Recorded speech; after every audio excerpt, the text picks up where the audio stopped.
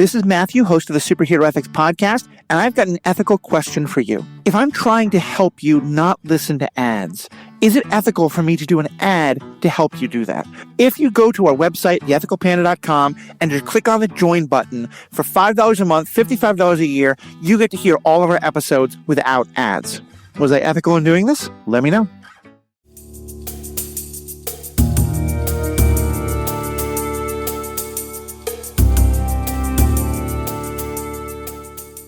Hello, cats and kittens and non-binary pals, both with and without your mittens.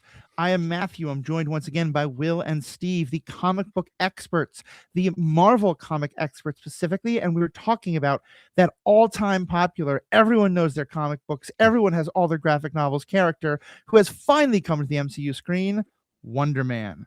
Now, if you're sitting there going, oh my gosh, I'm so glad we finally have a Wonder Man TV show, I hope both of you find each other.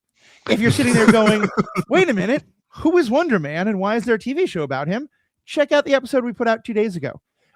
If you're thinking, oh my gosh, Wonder Man, I didn't really know what was going on, or I knew a little what was going on, but this was an interesting show and now I want to talk about it. Now you found the right place. This is the podcast for you. Or if you didn't watch the show and for some reason you don't want to watch the show, but you want to know about it, this is also the podcast for you. Though honestly, I think this is one of the best things Marvel has made in a long time. I would hit pause, watch it, and then, of course, come back. But that's just me. Steve, Will, what do you all think? What do you think of the show overall? I had a good time. I liked it. Steve and I kind of did a quick note check with each other on how we felt about it overall. Mm-hmm. I think mostly positive. I think I feel like the first half I think I liked better than the second half. I think the second half got a little muddy a little bit here and there. Mm-hmm. And then the like kind of semi time skip at the end was a funny narrative decision.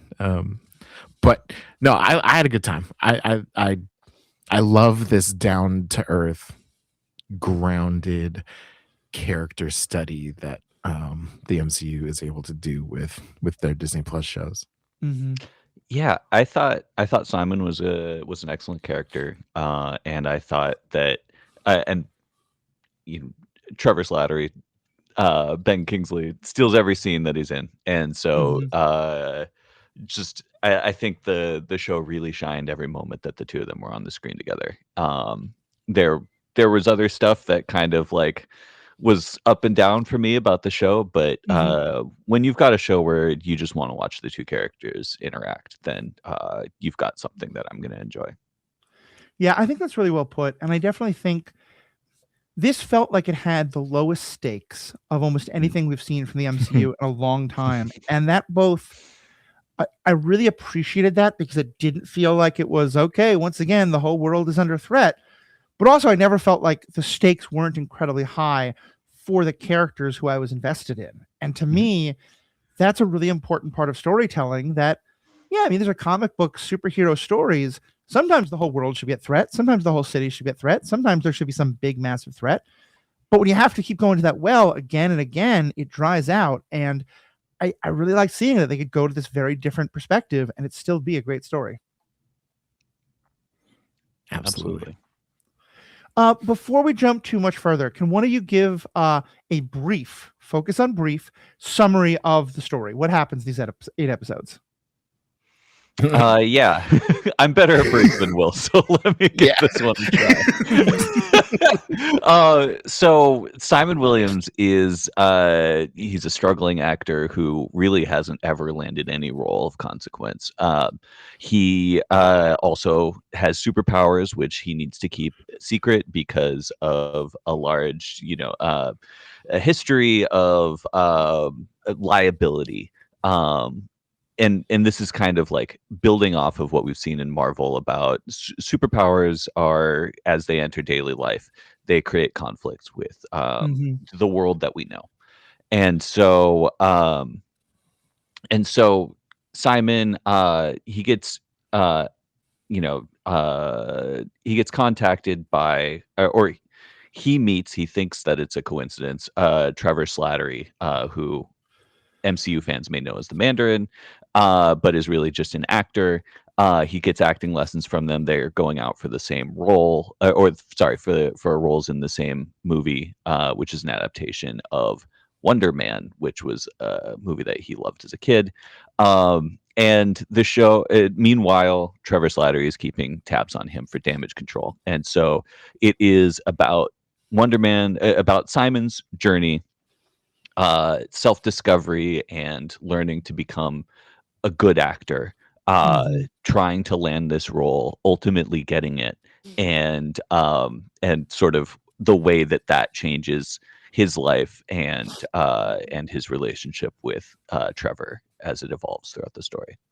Yeah, I think it's a good summary. And there is a little bit of a MCU style story about superheroes, and that these people from Damage Control, which is something we've learned about already in the MCU, are coming after him. But really, it's much more about this personal story. And when the biggest way that him having superpowers manifests, is this secret that he feels like he has to keep. And in that way, I feel like, well, yes, superpowers don't exist in our own world. Make him gay, make him trans, make him there's so many things that I think throughout history, actors have had to keep secret to some extent or another. And I often, definitely go ahead. thought that the scene that he meets up with his ex-girlfriend in the bar, and she's like, "I know your secret. It's okay." I thought, and then they talk around it the whole time. I definitely thought that at the end of the scene, she was going to be like, "I know you're gay." Yeah. Yeah, well, it was that scene, and then also there's a great scene with him and Trevor, where Trevor's talking about you have to keep it secret, and that sucks, but use that power. And I felt, they never quite make it explicit, although later Trevor definitely does see exactly what it is. But in both cases, I felt like this is very intentionally being written as this could be the metaphor. Although it's superpowers in this case, but it could be these other things that have happened in real life for sure. Yeah, absolutely. And let's talk for a minute about why it is that superpowers specifically have to be kept secret in Hollywood. Because obviously this is a world where the Avengers exist, Captain America, as we see at one point, because they see it what's the name of the musical that's so big? Rogers, Rogers is the big musical. Yeah. But we have a rule that people can't have superpowers if they are in Hollywood. Why is that? The Doorman Clause. It's a liability concern, which, as somebody who's written a comic book about insurance agents, I love. Yeah. Yeah. Holy cow. I did not see that one coming. And the fact that they did a whole episode kind of dedicated to where that's coming from, because in episode 3 they do a name drop of DeMar Doorman Davis. Now that's not a name that's ever been said in Marvel Comics, is it? Oh yeah. Oh no, it's a character. He's a character. Is he? Yeah. Okay, so tell me about that. Yeah. So he's in the comics, he's a mutant, but he's part of the Great Lakes Avengers, which are kind of just like this joke Avengers team. Consisting of people with powers that aren't that great or are knockoff versions of established strong characters. There's if you remember 2D Man. Flat Man. Flat who is a knockoff of Mr. Fantastic. If you remember from the She-Hulk show, Mr. Immortal, he is also a member of the same team. Also Squirrel Girl, who you blew up and almost got her own show. But it's Doorman was on that team. In the comics, again, a mutant, and in this they show that he got toxic waste from rocks on. But he Wonder Man is he could become C-lister. One at a time. Yeah. I was just Doorman is a really originally named guy because he can go up to a wall and basically he can become a portal through that wall. And so you just walk through him and Right. he's a portable door. He is Doorman. And so here in the 4th episode of Wonder Man, you get introduced to DeMar Davis, Doorman. He comes across these powers and he gets hired by Josh Gad, of all people, Mhm. That to was great. be which is a application of superpowers in a real world environment. If you're an actor and you're trying to get past all these paparazzi and all these fans, you hire Doorman. He gets you out through walls and shit, and stuff. And it's just it's so cool, and it was so fun to see that happen. But this is also because I had seen this episode when we recorded our last one. I was thinking of Josh Gad when I'm like, can Josh Gad no longer be cast as a character Yeah. in the MCU? I mean, I did comment to my spouse when we saw, because at the end of the episode, he basically tries to use Doorman as a portal. Something goes wrong. Doorman like sneezes at the time or something, and then Josh Gad just gets stuck in there. And yeah, he's hungover and gets trapped in this door dimension. Right. And Disappears. I did comment to my spouse who I was watching with, so is he now Chekhov's Josh Gad? And he will have to return, and he didn't. I think he's going to be returning at some point later in some show. But yeah, no, I thought it was such a brilliant. First of all, the whole thing is just it's a joke and it's played for laughs, but it's also played seriously as this like interesting story of, again, the metaphor, someone who becomes famous in Hollywood because they're a one-trick pony, and then kind of wants to do more, and also just what happens when the novelty of that wears off, and he starts having trouble getting more jobs because it's not cool and interesting anymore.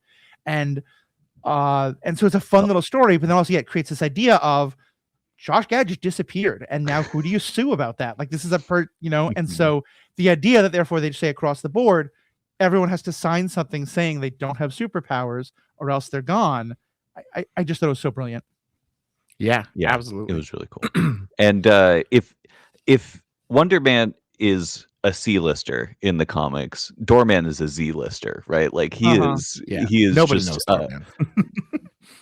He's a punchline. He's comic relief. They'll put him in an issue once every couple of years, but he's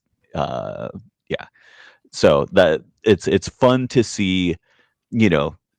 It's a fun use of just having this massive backlog of stories spanning decades and all of these hundreds of characters that you can pull from, is that you can bring out somebody like DeMar Davis. You're like, oh, we need somebody for this story who's a character who fits this throwaway this throwaway role, this cautionary tale about celebrity and superpowers, and cool, I got somebody. That's fun.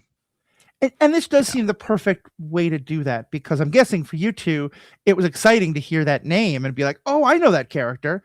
Whereas for me, I didn't feel like I was missing anything because I'd never heard of him before. It was I knew everything I needed to know for this story.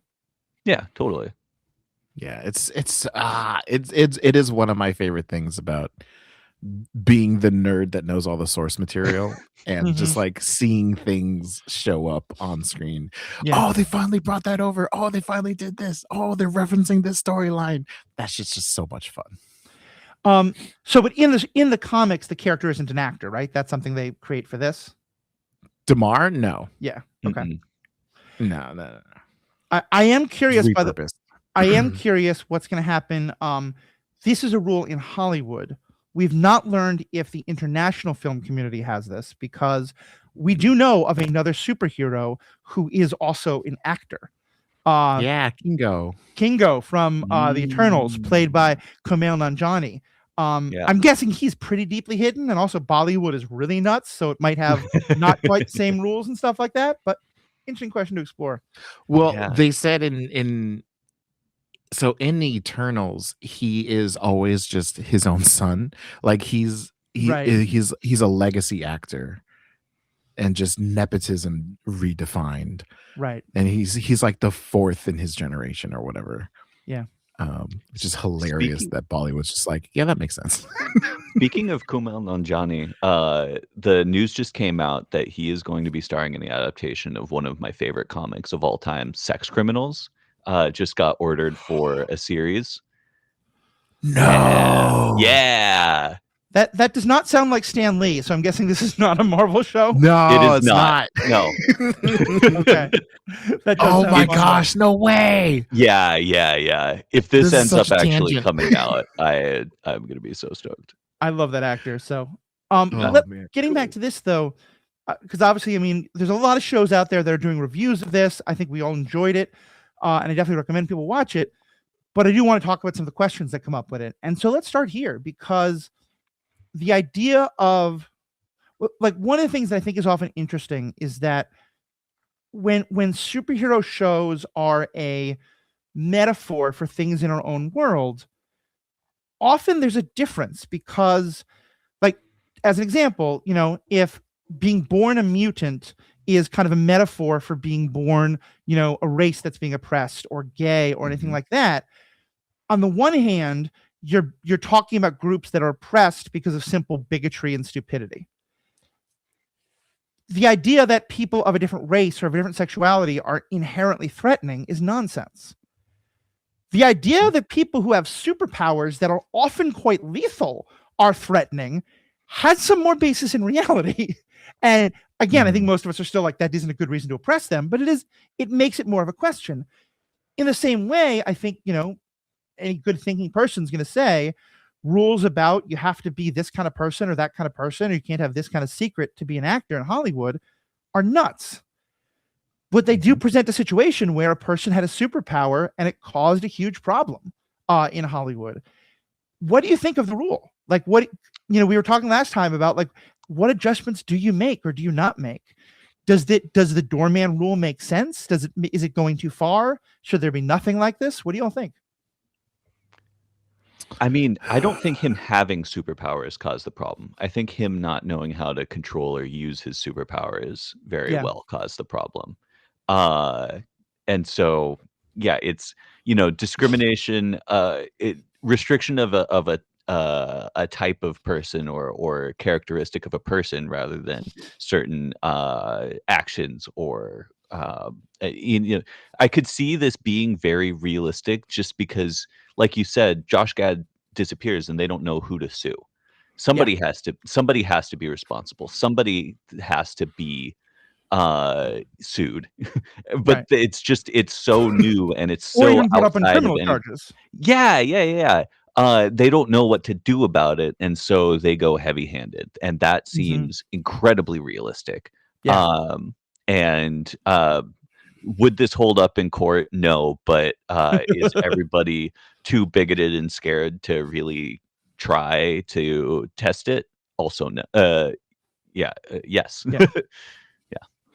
Yeah, I mean, even you look at all these congressional hearings about, like, anything based on the internet, and they're just fumbling over themselves in those questions. Oh yeah. And it's so sad to be like, oh, these are the people that are making the laws in our country. Cool. So when you remember a series of tubes. For the young, that was how a senator described the internet while talking about how she where you just put stuff. Yeah.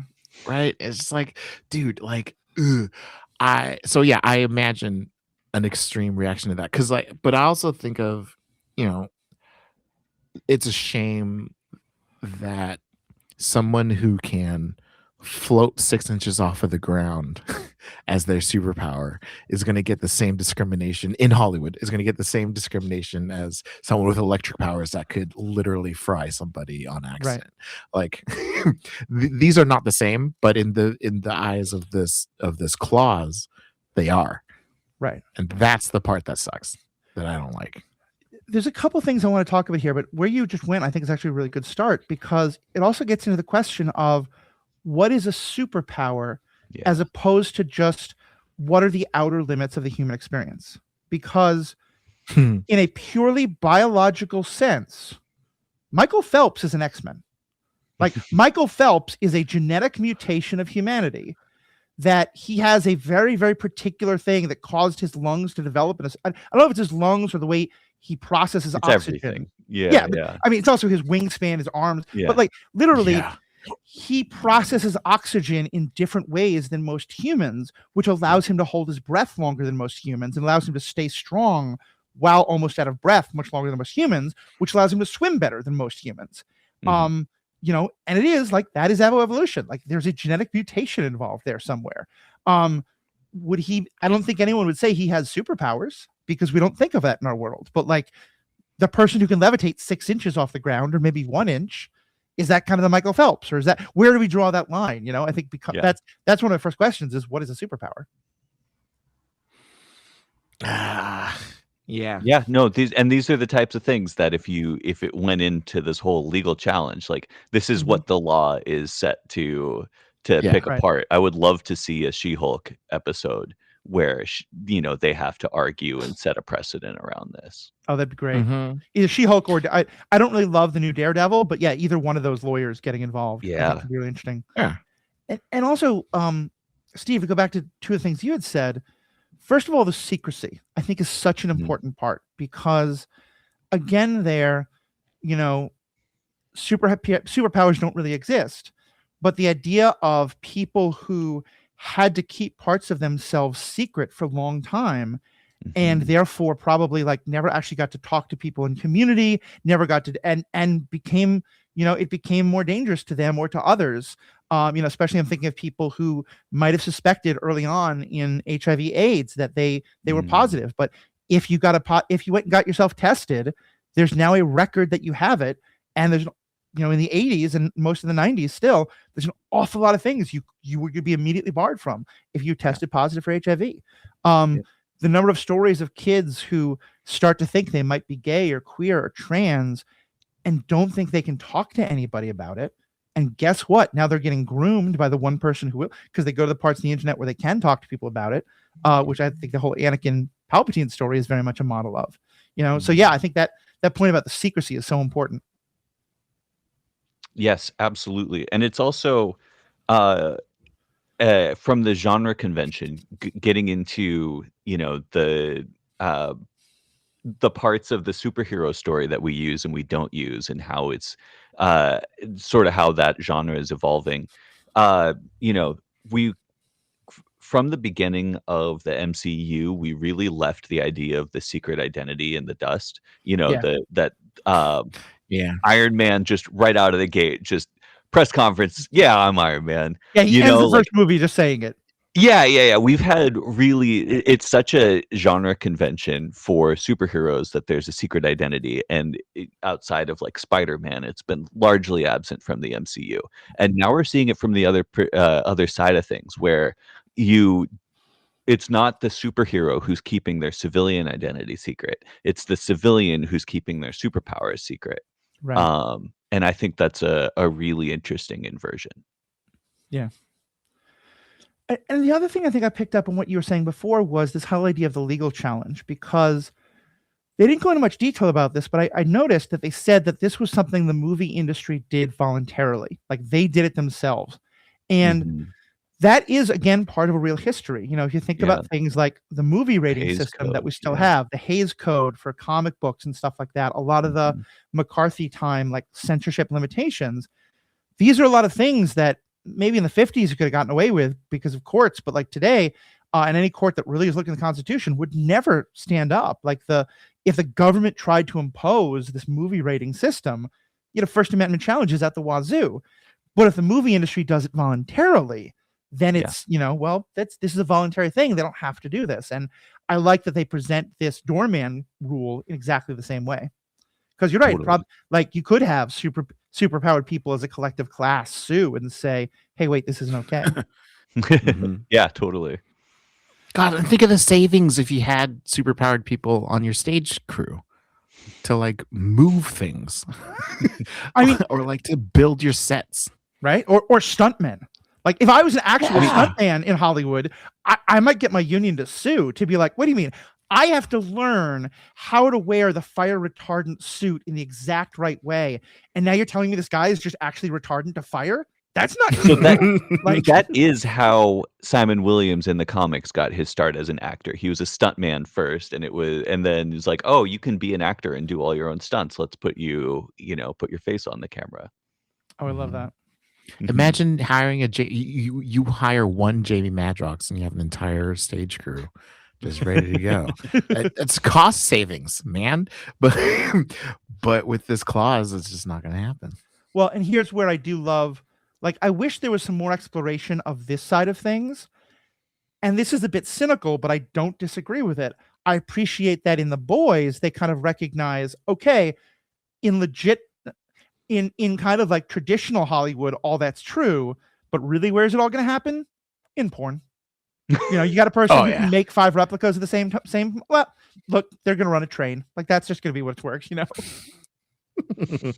So, by the way, you can curse. This is not a family-friendly show, as I just indicated with that conversation. Oh man. So let's talk about the character of Trevor a bit, because he starts out in the first episode. We really think he's here to be a friend, and he's kind of like turned a new leaf and become this new person, which a lot of which you saw in Shang-Chi. But then, of course, at the end of episode 1, we find out, no, he's working for damage control. And then later through flashbacks, we find out that he's doing it kind of under duress and under threat of going to jail. And eventually, of course, he winds up, turning his back on damage control and going so far as to become the Mandarin again and go to jail specifically to protect his friend Simon. What did you think of that whole plot line and kind of where his character went? Spectacular. Yeah, it was it's one of those things where it's like, is he playing me? Because he's such a fantastic actor. Like Ben Kingsley won, but also Trevor Slattery. Like I all the scenes where he would have his normal talking voice, and then like the scene shifts and he drops his voice and he starts doing whatever character he's gonna play for whatever role, and and you're like, oh my god, it's so much fun to watch him like try for his own role, but at the same time be a mentor to Simon and figure out that balance between the two. And like one of the scenes that stands out to me the most is at the end when Simon is confronting him about the double cross, basically. And like I'm so glad it didn't do your classic like explode at each other, yell, yell, yell. No, that's what the rom-com type stuff. But then when Trevor was just like, and Simon's like, well, how are you gonna fix it? And Trevor's just like, I don't know. And he's like slamming his fists out of like old man frustration. That I picture that so much when I think of this show, of just him just so frustrated with like, how do I get this kid that I have become such a close mentor to out of the mess that I put him in. And I loved that one scene so much. And yeah, he was a wonderful character to watch, more so than Simon in a lot of scenes. I think also you could really argue he's the real main character of the show, because he has the real like set of moral decisions to make. He's the one who is forced with sort of like the necessity to change, and is making the sort of decisions that drive the plot along. He starts off as this, kind of Falstaff coward, right? And it's just his cowardice is laudable. It's played for laughs. It's very fun. We empathize when he's, sitting across from damage control, and they're like, we could do this the easy way, or we can do this, you can work with us, or you can go to jail, or you can do, and he's like, the other thing, the not jail thing, I don't even care what it is. It's great, and he's just very compelling in that role, and being able to kind of and yeah, he's a good actor. He's playing an actor who is a good actor, and just being and having to go through this. I thought that we would see a little more of it in Shang-Chi, but confronting this sort of cowardice and being in the role where he does have to make moral choices and does have to stand Yeah. up, and that's fun to watch because the performance, the personality was strong enough that I wanted to see him go through his arc and his transformation. No, I think you're right. I think even that moment that you said is kind of played for laughs of the, oh no, choice B, I will definitely not go to prison. I think it's also very, illuminating, because what it's kind of saying also is he is completely self-focused in that moment. And the idea of, okay, is there a line that you won't cross in order to cover your own ass? He doesn't want to hear what the line is. He will happily cross it, and you understand, but like this is not a person who starts out with a deep moral principle, but by the end he definitely does. And that's not a new story. Not, you can say no story is new, but like the story of the person who starts out ready to sacrifice our hero for their own gain comes to realize that no, they have, pretended to be their friend, but now has really become their friend or their lover or whatever it is, and now is willing to sacrifice themselves to protect that person.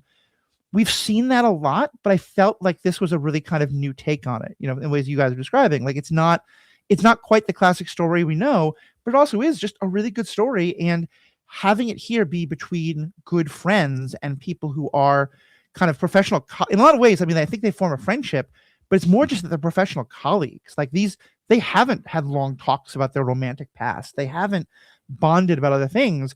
They have this single shared experience of fighting their way up in a really hard industry, and that's what bonds them. It was just really nice to see that traditional story in this different setting. Yeah, and I loved as far as like a character is concerned, the conversation about, hey man, like acting is a job. You just show up, you just gotta do it.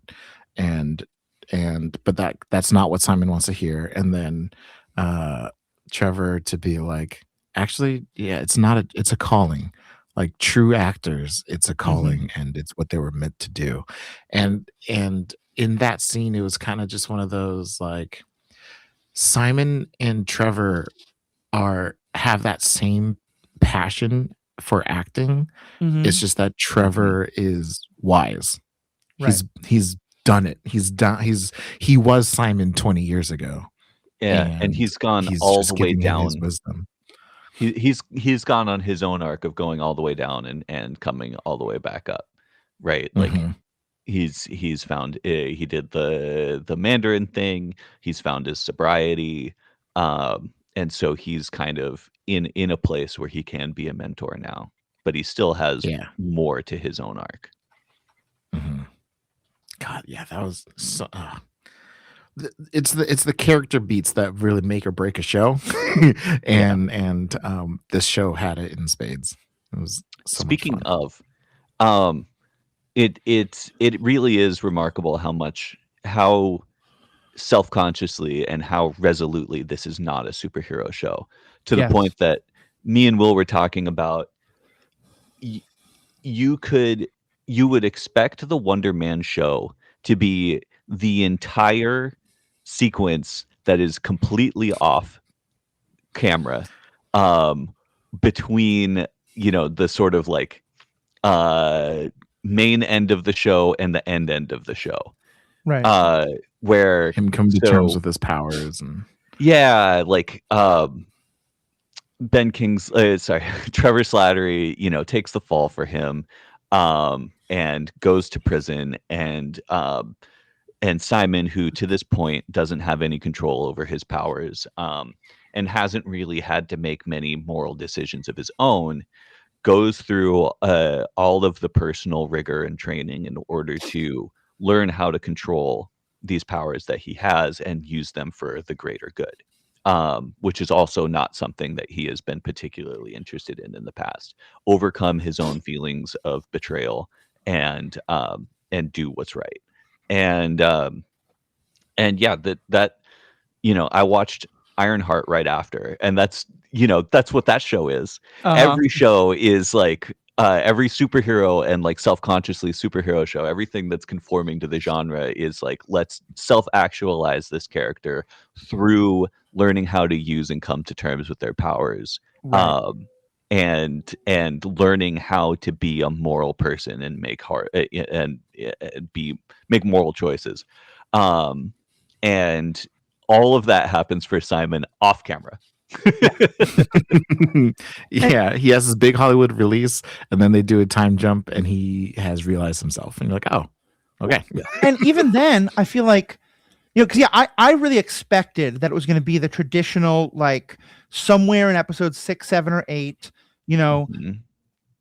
robbers would attack the stage where they're shooting the show, or like some light would fall and almost kill a crewman. Like he would be in a situation where he has to reveal that he has powers in order to save someone, and he is willing to do that even though it breaks the secret, because really he should just be a hero.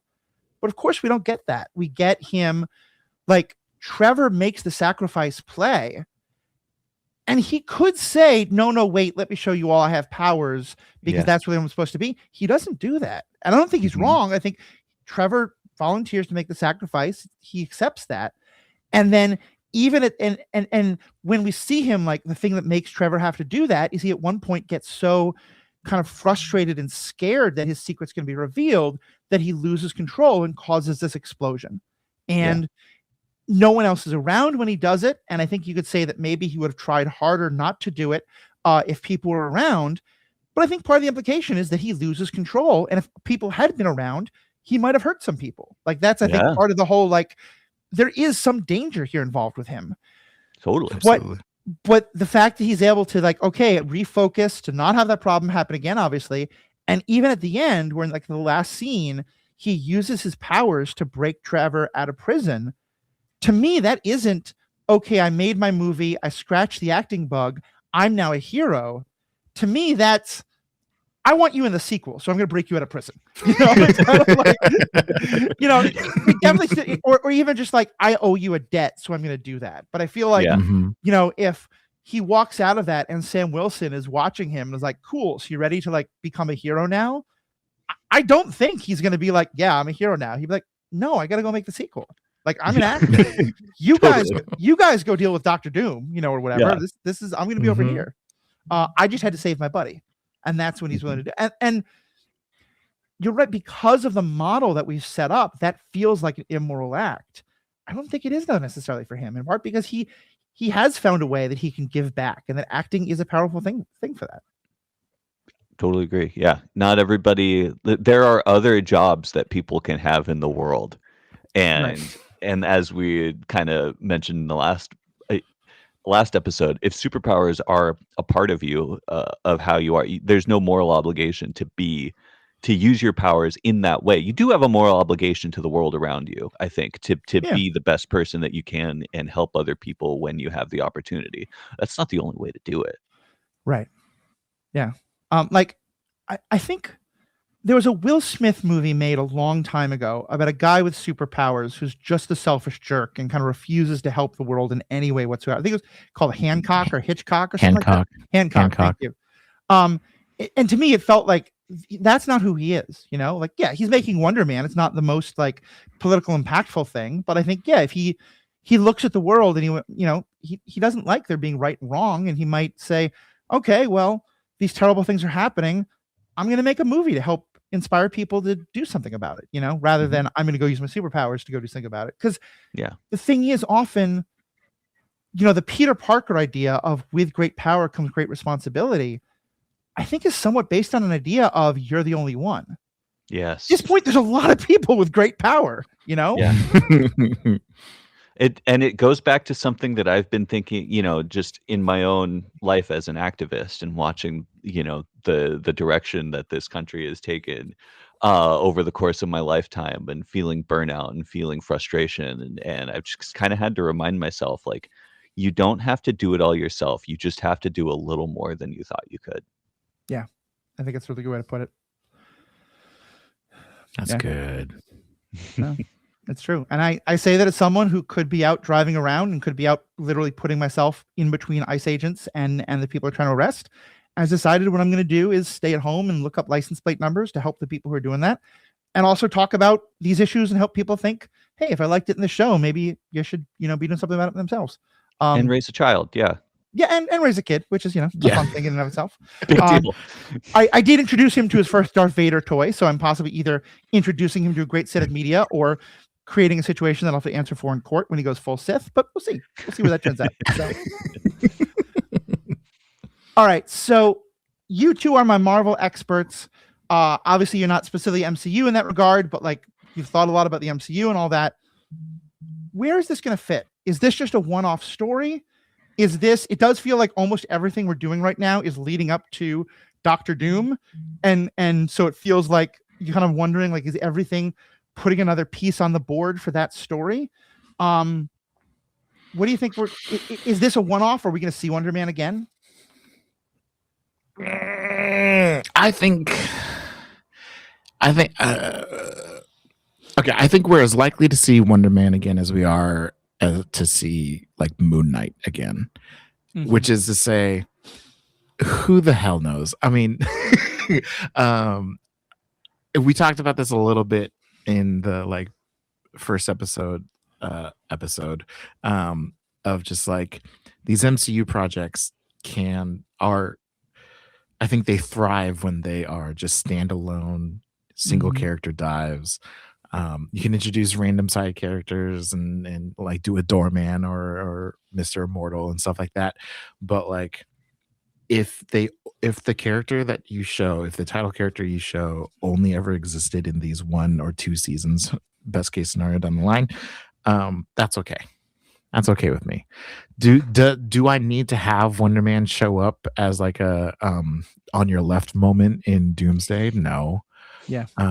Would it be cool to see him on the big screen doing ionic energy stuff with someone else with like Captain Marvel, like getting her power boosted, even though she doesn't need it because she's way too powerful anyway? Like, would that be cool? Yeah. But do I need it? No. Do I expect it? Honestly, no. Yeah. No. I don't need to see Wonder Man again. The character Wonder Man elsewhere in the MCU. I'm totally happy with him just being right here, and that's it. Totally agree. I have a funny thing and then a real thing. There's one way in which I want to see him in the Doctor Doom movie. I want to see a scene where Sam Wilson and someone from Fantastic Four, the X-Men, are having a conversation on the street. And they're talking about, okay, who can we recruit? Who are the people with superpowers? And they're going through the list and they're like, I don't know who we can get. And they're standing right in front of a poster for Simon's X-Men, and they just and it never occurs to them that's the extent I want to see him in, like right, like yeah. But you're right. Well, see, like I wanted Tony Stark to say no shit Sherlock to Strange, and that never happened. So yeah. But like it would be super fun and self-referential, and I love that. That's a great idea. Right. And like, I think it's very significant that this did not have any kind of post-credit scene, because going all the way back to the start of the MCU, they gave us these individual character movies, but then always the post-credits would be going all the way back to Fury showing up and saying, Tony, let me talk to you about the Avenger Initiative. The post-credit scene was how they would say, that's the individual story, now let's pull it into the larger one.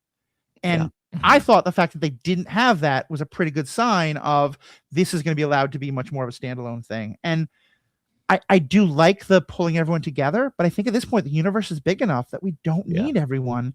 And it would just feel like ridiculous to try and put everyone in. And to me, you're right. I think he went through some self-actualization, but if he just showed up at Avengers headquarters and said, hey, I've got these powers, I'm here to help, it would feel all wrong. I feel like I need a whole second season of him deciding to become the person who's then going to go join the X-Men or whatever to then go 100%. And help against Doctor Doom or Secret Wars or whatever it is. Embracing your powers and deciding to be a superhero are two very disconnected things. Yeah. That arc of like, I understand my powers now. I understand how I can use them. What am I going to do with them? That deserves a 4-episode arc for sure. Right. I think the other way to be okay with it is if they bring the Eternals in, which I did think those were really fun characters, even if I didn't love their movie. Having Kingo make some kind of a reference to like, you think I'm the only actor with superpowers? That could be kind of fun, that would be fun. Or they collab in a project and then they kind of, Ugh. you know, Oh, what that'd each be so. other- They have that moment of like, Yeah. wait, you? Yeah, That's Spider-Man moment? I know something. Do you know something? Is it the same something I know? Yeah. They used to put out. I don't know if you guys remember this, but during I think phase 1 and maybe phase 2, they used to put out these shorts that were like 5 to 15 one-shots. minutes. The one Yeah, I the most Marvel remember one-shots. is leading up to the Thor movie. They had one of oh my god, I can't remember his name. The agent who gets killed in Avengers, but then goes on. Coulson. You know, they had this one shot of Coulson driving down to Phoenix, to Arizona, under They had this one shot of Coulson driving down to New Mexico to find Thor, and he gets into this gas station that's being held up, and it's just a fun little scene. I'd love him if he showed up in something like that, you know, or a post credits. But you know what? I'd be down. That's cool. I'm down for random Disney Plus cameo Marvel one shots. Yeah, I'd be down for that. That sounds fun to me.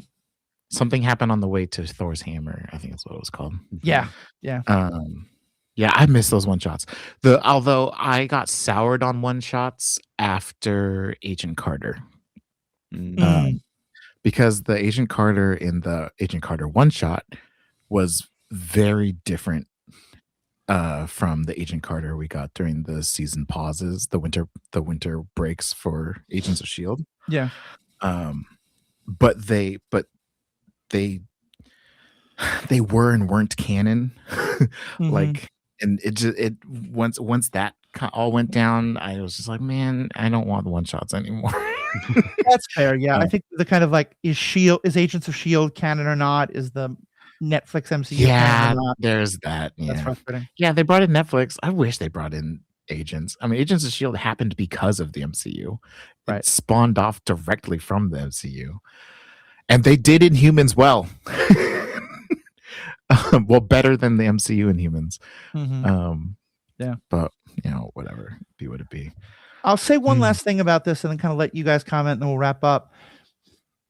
You mentioned Moon Knight, and that hit me because there I was like, no, I need more Moon Knight, you know? And I feel like the problem with all the one-shot series and movies, I think, has been that so often they leave them with a lot of like dangling threads that never go anywhere. Like, I don't know if we're ever going to see Moon Knight again, and I want to, because I want to know, like, who, you know, there's so much still to learn.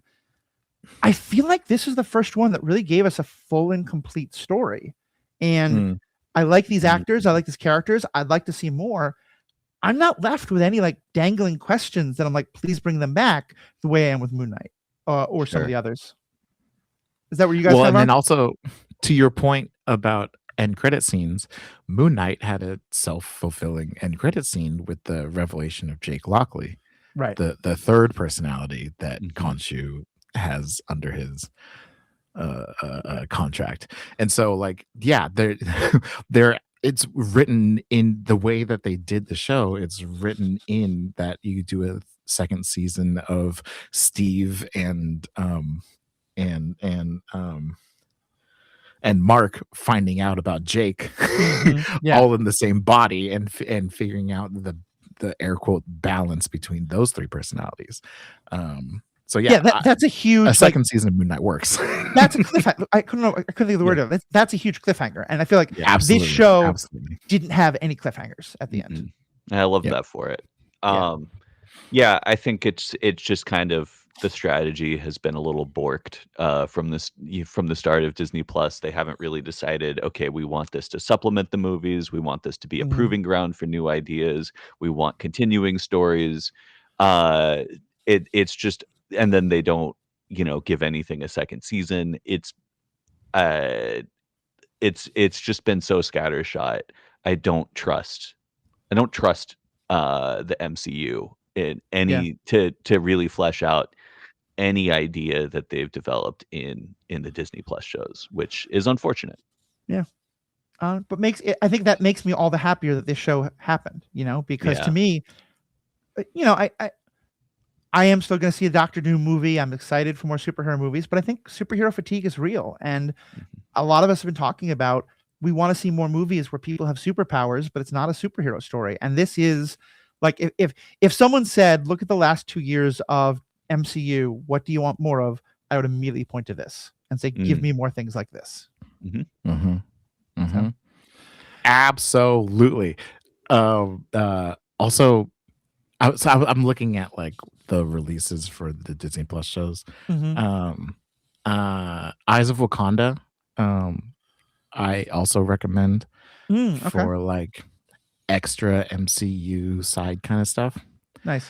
Yeah, that one's animated. I was excited to see that. I haven't gotten around to it. It is animated, and it's a wonderfully interesting watch. I really like how they wrapped it up in those 4 episodes.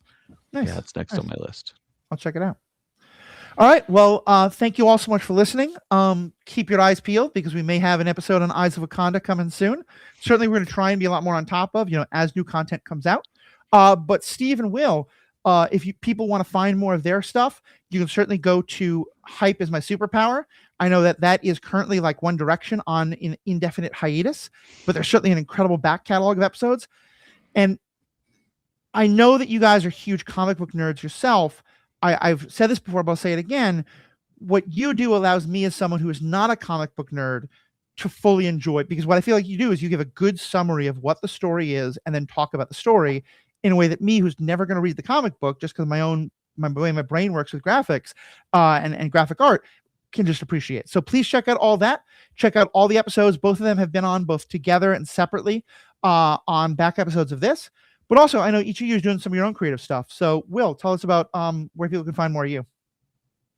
Yeah, I am a very, very small-time content creator under the name of Silver Dreamer, SYLVER Dreamer. I stream on Twitch. I do a lot of building brick sets and model kits, and talk a lot about Marvel Comics. I have Channel Point Redeems on Sundays. We read comics. It's a lot of fun. If you want to talk more Marvel nerdy stuff, just definitely come and hang out there.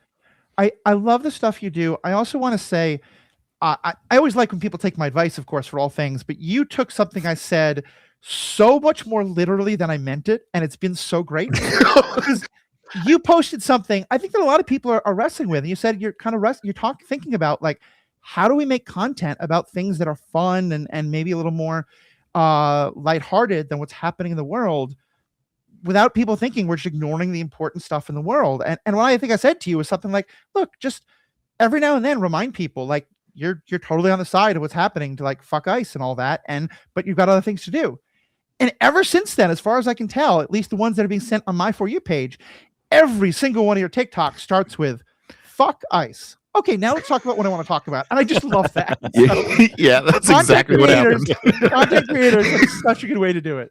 And Steve, are you putting anything out online these days or in other formats where people can find? Nothing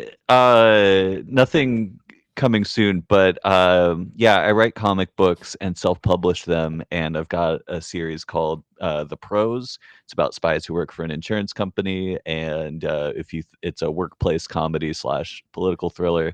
If you think that's fun, it's hard to find, but get in contact with me and I will send you copies for some money. Cool. Is there a link that we can use for it that I can put in the show notes? No. Okay. Well, if anybody's out there figuring like they want to find a way to help but don't really know what they can do, if you're a web designer, why don't you contact Steve and help him figure out a way to put his stuff online? Yeah. Oh, no. So, here's what you do.